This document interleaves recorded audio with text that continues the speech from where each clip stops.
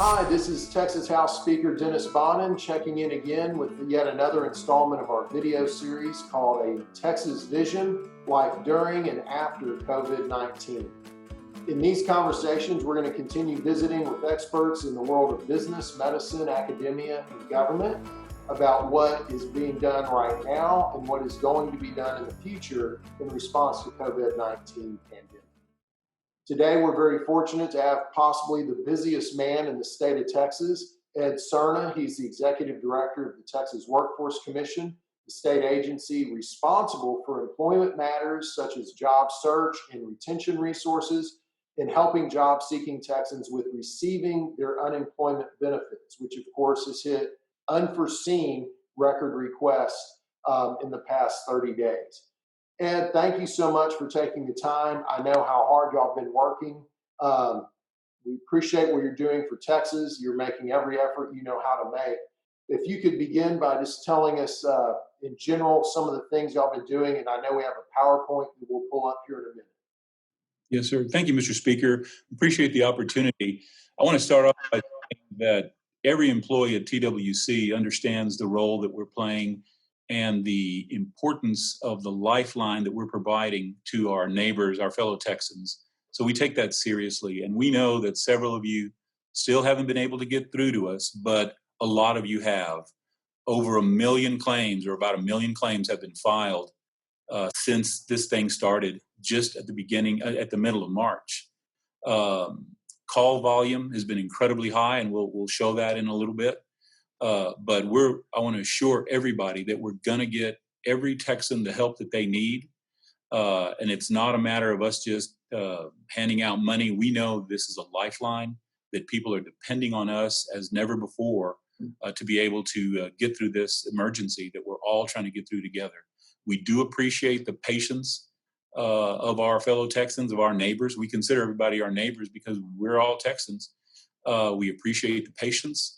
And want to assure you that we're working as hard as we can to address your needs. So, Mr. Speaker, I'll be glad to address any questions you have or any questions anybody has about this. Let's go look at this PowerPoint. I'm going to pull that up. It may be inartful, but I'm getting better. But let me look at this. And so the slide I'm on has the weekly unemployment claims for 2020. Talk about that. If I'm looking at it, you were averaging 6,500 to 7,000 contacts in a week, and now you're over 150, 200, 300,000. Is that right? Yes, sir. Explain that. These are actually the claims that we processed. There are several other people that may have submitted it, but if you look at that March 14th, about that time we had a commission meeting, and our unemployment insurance director reported that he had seen what he described as a slight uptick in the number of claims that we were receiving. We had received about 6,000 at the report. He said he had seen a jump up to 9,000, and we were beginning to prepare for what we thought was going to be an increase. The very next day after that commission meeting, that number of claims jumped to 16,000. Then 20 plus thousand, and then was in the 40s and 50,000s.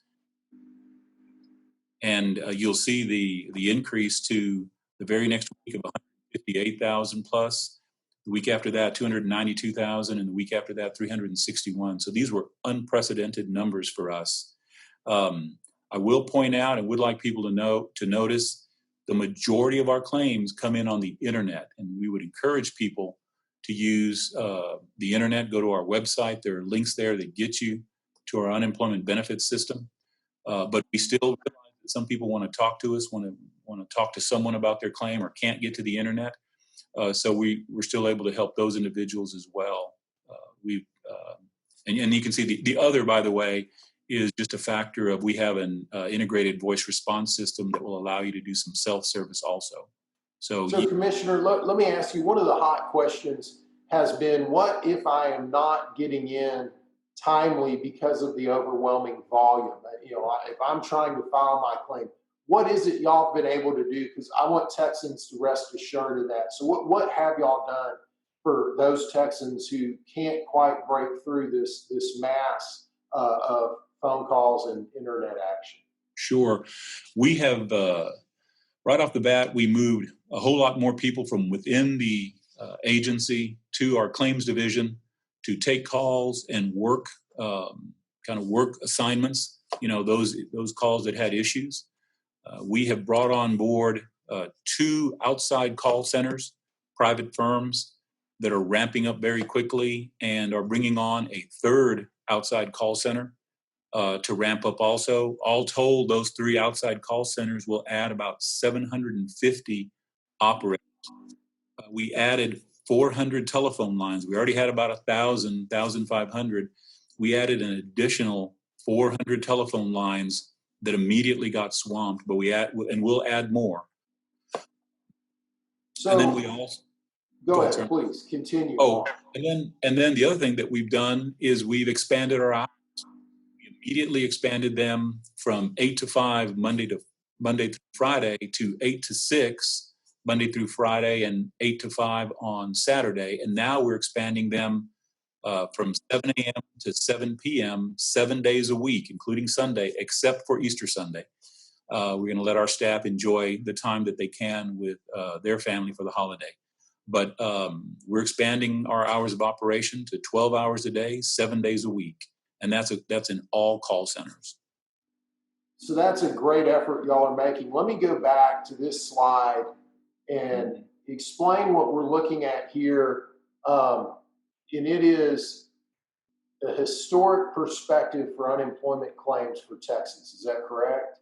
Yes, sir. Going back to January of 2000, so basically this century, going back to January of 2000, we've depicted the major events that have happened that have affected employment in Texas. So we have 9/11, we have Hurricane Rita, we have the Great Recession, which was a span of time, and then we have Hurricane Harvey. Hurricane Harvey was our previous highest with 63,000 plus claims in a single day. So that's the highest in the history of the agency in a day. Yes, sir. After Harvey. Prior to this. And then as you move... that number was almost 64,000 in one day. Yes, sir. In a single day. And then it came down a couple of days later, and we got back to a normal pattern. You can kind of see that there. We took care to handle that. As you move to the end of the line here, you'll see that line going straight up, which is not the border of the chart. That's actually current activity that started middle March, and it just has continued to skyrocket straight up. And you can tell there is no angle to that line, and there is no end in sight to that line. This is the number of claims that we have taken on those days. So on March 21st, we took 155,000 claims. On March 28th, by then we had taken 276,000 claims. And on April 4th, over 313,000 claims. We expect that probably by the end of today, or possibly tomorrow, we have taken and processed 1 million claims. That's 1 million of our neighbors, of Texans, who have been able to get their benefit requirements established. So the last thing I'm talking about the volume, because I then want to talk about how we can help. The next slide shows that starting March 15th, going through Wednesday, April the 8th, during that period, you received 139% of the entire volume from 2019. Is that what that tells me? Yes, sir. Absolutely. We use 2019 as a base year. And 25 days, I think it's about 25 days, we have taken 139% of the claims that we took in all of 2019. That little bubble at the top is 72 weeks. That's the equivalent of 72 weeks worth of claims. You can tell more than a year. 72 weeks worth of claims that we've taken in a 25-day period. That's incredible. And so then the other question I was asking is that, so if I have a timeline that I'm supposed to have made my claim by, what are you doing for a claimant there? You're taking them, I don't want to say it wrong, but you're going back to their day of loss of employment. Is that correct? Regardless of when they enter the system? Yes, Can you sir. explain Absolutely. that better than I Absolutely. did? Okay. Yes, sir. The claimants are not losing any benefits because they couldn't get through to us. We're going back to their date of separation, and they will get caught up. So in other words, let's say we process the claim today, but you've been trying since March 25th. When we process your claim, your first payments will include all those payments that were still due to you from that period of time that you first were separated from your employment. Then I've heard from constituents and some folks, and I've heard you mention this, that in some instances they have to maybe follow back up with the agency within a time period for a certain issue resolved. Is that correct? That y'all are able to forgive those time periods because they're shorter? Could you explain that better than I just did? Yes, sir. First thing is our system still gears some of the notices that it put out in normal times. We have an old system. It's hard to make these changes to kind of pinch off pieces of it without disrupting other pieces of it. So there are going to be customers of ours that get a notice that say, you have got to contact us by this date. If you fail to do that, you'll jeopardize your benefits, or you'll forfeit your benefits. Well, he can't get back in because of the volume of calls that we're getting. We're receiving in excess of 800,000 calls a day. On March 26th, we received 1.7 million calls on that single day. So what we're doing is we are waiving, and we're putting on our website and trying to notify people however we can. If you get a notice from us that says you've got to call us back to get something taken care of, and you can't get through, it's not going to jeopardize your claim. We will reach out to you. We're putting plans in place right now, and quite frankly, Mr. Speaker, working with volunteers from the House and the legislature, we're putting plans in place right now to call back out to some of these people, assist them instead of them trying to get into us through these clogged lines. And that might also help unclog some of those lines. And so I want to be clear. Let me ask it in a different direction. So basically, are there any time-sensitive deadlines for receiving your unemployment benefits that you are enforcing today? It sounds like all of them have been rescinded. Yes, Is that sir. accurate? Yes, sir. That's absolutely accurate. So no time-sensitive deadline is going to keep a Texan from effectively getting their unemployment claim processed. Yes, sir. That's absolutely true. The only exception would be if we denied your claim for unemployment because you left your job and it wasn't necessarily because your employer shut down. You actually said, I'm quitting this job, and you file for unemployment. That'll be questionable. We may say you're not eligible. There's a 14 days to appeal that. That's the only situation, is with regard to an appeal of a decision. On eligibility, if someone's eligible and their claim is rightful and they've lost their job due to COVID-19 or their employer shut down or what have you, any timelines that they have, any time triggers that they need to meet are forgiven at this point in time. Yes, sir. That's true. Absolutely true.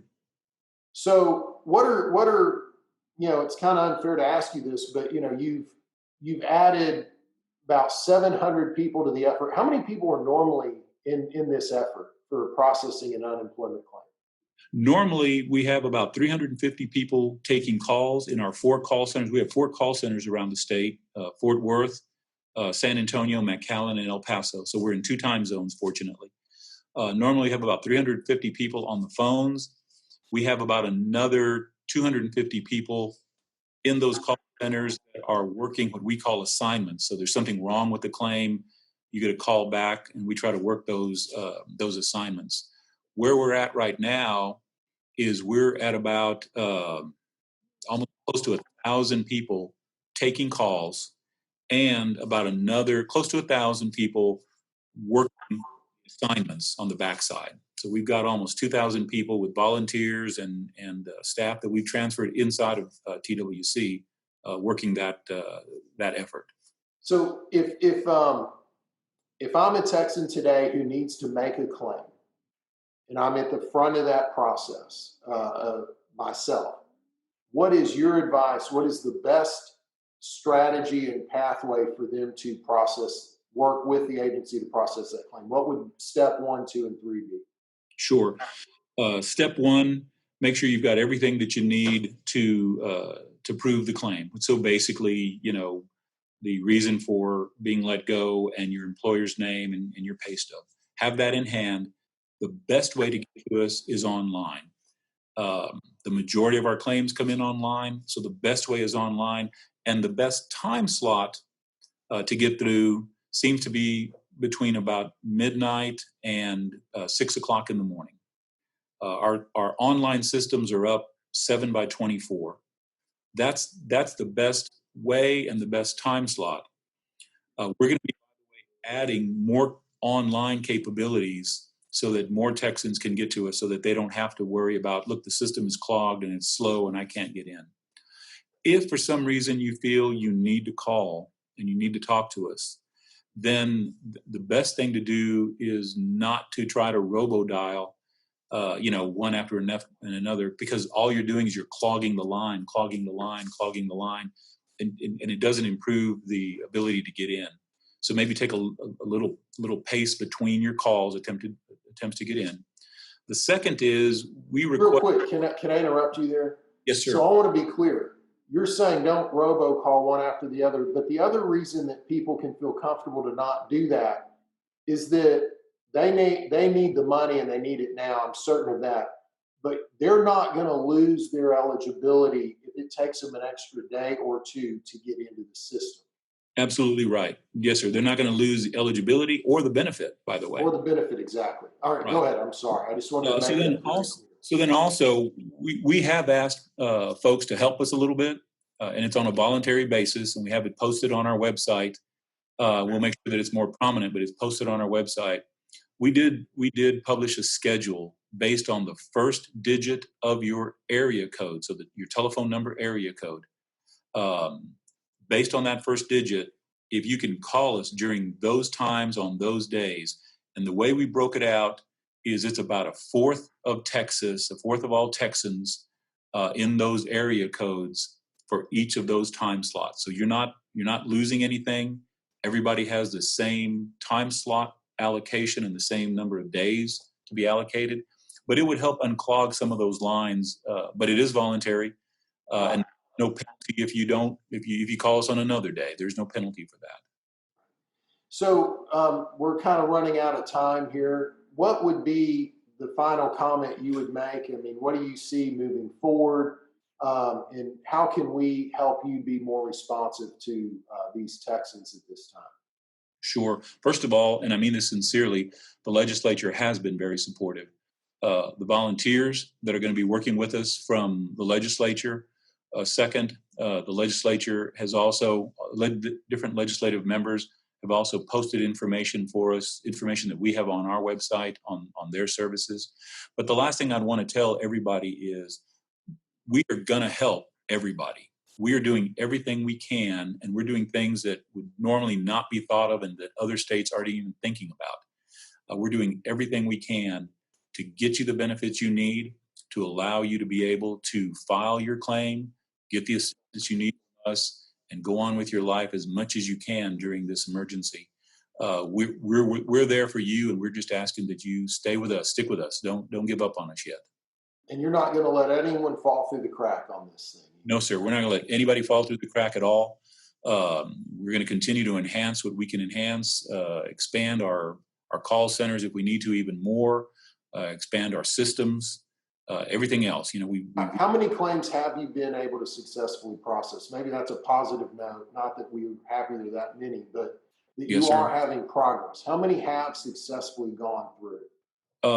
By the end of today, maybe tomorrow, but probably by the end of today, we would have processed about 1 million or more claims. So that. How many did you do in 2019? In 2019, I think in all of 2019, we probably processed about barely a third of that. 1/3 of that, 350,000. About 350,000, maybe a little bit more or less, but and this, by the way, that million is in 25 days. Okay, so I hate that there are a million Texans needing unemployment benefits right now, and I know you do too. Yes, But sir. we want them. I asked that question because I want them to understand that you have successfully processed a million in 25 days, and for those that are still trying to get into that system, you're going to get them. Yes, They're sir. going to get in. They're going to get their benefit. They're going to get their benefit dated back to the time of lost wages, lost employment. And we're going to take care of these Texans at this time, and we're working as hard and as fast to get that done. Absolutely. One last point, going along with that million, as of yesterday, we had already issued over $250 million in payments to 250 million. Yes, sir. So That's far great. in less than 25 days. So That's great in some regards. Unfortunately, we've issued that much. That's right. We wish they weren't in that position, but for those who are in that position, we are pleased to be able to get those dollars to them. Yes, well, sir. Commissioner, thank you so much for your time today. I've learned a lot. I hope our friends across the state have learned a lot. Stay healthy, stay safe, and thank you. Thank you for everything you and everyone at your agency are doing.